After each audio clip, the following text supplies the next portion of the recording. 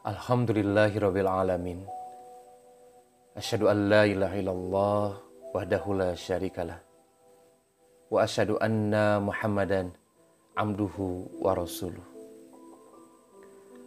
Sahabat, Allah Subhanahu wa taala telah memberikan kelebihan yang berbeda-beda kepada setiap makhluk. Di antara manusia pun kelebihan itu tidak merata. Bahkan di antara para nabi dan rasul pun, keutamaan itu tidak sama. Allah Subhanahu wa taala berfirman, Rasul-rasul itu telah kami lebihkan sebagian dari mereka atas sebagiannya lagi. Quran Surat Al-Baqarah ayat 253. Nabi Daud alaihissalam sejak kecil telah diberi keistimewaan oleh Allah Subhanahu wa taala berupa kekuatan dan keberanian. Pada usia muda, beliau telah menjadi tentara Tolut untuk melawan tentara Jalut yang terkenal karena gagahnya. Tidak ada seorang pun yang mau berhadapan dengannya, kecuali Daud. Dan akhirnya Daud dapat mengalahkannya. Sejak itu, Daud yang gagah berani, berakhlakul karimah, cerdas, berilmu, dan berwibawa, dicintai Bani Israel.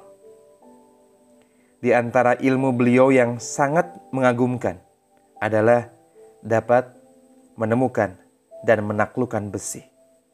Beliaulah orang yang pertama yang menemukan baju besi dengan petunjuk Allah Subhanahu wa taala. Selain fadilah-fadilah tersebut, Nabi Daud alaihissalam dikaruniai pula anak yang soleh, yaitu Nabi Sulaiman alaihissalam. Nabi Sulaiman pun mewarisi kerajaan ayahnya. Diberi pula karunia berupa ilmu yang melebihi ilmu-ilmu ayahnya. Beliau diberikan kemampuan berbicara dengan burung, berkomunikasi dengan jin, mengerti bahasa semut, dan masih banyak keistimewaan yang lain. Disuruhnya jin bekerja membuat istananya yang megah, gedung-gedung yang tinggi, kerajaannya bertambah besar, kekuasaannya semakin kuat. Beliau tidak hanya menaklukkan kerajaan-kerajaan di sekelilingnya, melainkan juga mengajak dan mengarahkan mereka agar selalu tunduk kepada Allah Subhanahu wa taala. Sekalipun Nabi Daud alaihissalam dan Nabi Sulaiman alaihissalam menjadi raja yang besar dan diberi fadilah yang banyak, tetapi semuanya itu tidak menjadikan mereka takabur dan ingkar. Semakin banyak nikmat yang mereka terima, semakin sering pula mereka bersyukur dan tunduk kepada Allah Subhanahu wa taala. Allah berfirman, "Bekerjalah hai Daud untuk bersyukur kepadaku, dan sedikit dari hamba-hambaku yang bersyukur." Nabi Daud dan Nabi Sulaiman alaihissalam berdoa kepada Allah. Alhamdulillahilladzi faddalna ala kathirin min ibadihil mu'minin. Segala puji bagi Allah yang telah melebihkan kami atas kebanyakan hamba-hambanya yang beriman.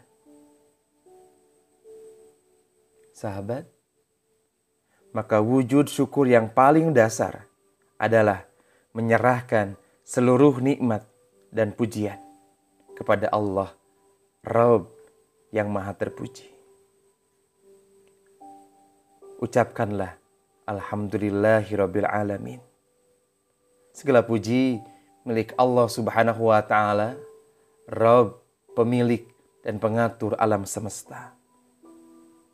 Tak layak diri ini untuk dipuji dan ingin dipuji. Dan buktikan juga dengan amal-amal terbaik yang dilakukan hanya untuk Allah Subhanahu wa Ta'ala. Allah dulu, Allah lagi, dan Allah terus. Maka semakin kita terus meyakini akan besarnya nikmat yang Allah berikan kepada kita, semakin membuat hati kita tenang, jiwa pun senang. Karena ternyata ketenangan dan kesenangan bukan diukur dari berapa banyak hitungan jumlah harta benda yang kita miliki pada hari ini, tetapi seberapa hebat rasa syukur kita buktikan dengan amal-amal terbaik kita. Sahabat, yakinkah bahwa nikmat yang Allah berikan kepada kita luar biasa banyak? Atau kemudian kita tidak pernah yakin dengan nikmat-nikmat yang Allah berikan pada kita? Sampaikanlah pujian kepada Allah Subhanahu wa Ta'ala atas nikmat yang Allah berikan kepada kita. Terima kasih ya Rabbi. Syukur kami kepadamu atas nikmat yang tidak pernah bisa kami menghitungnya. Alhamdulillahilladzi faddalna ala kathirin min ibadihil mu'minin. Assalamualaikum warahmatullahi wabarakatuh.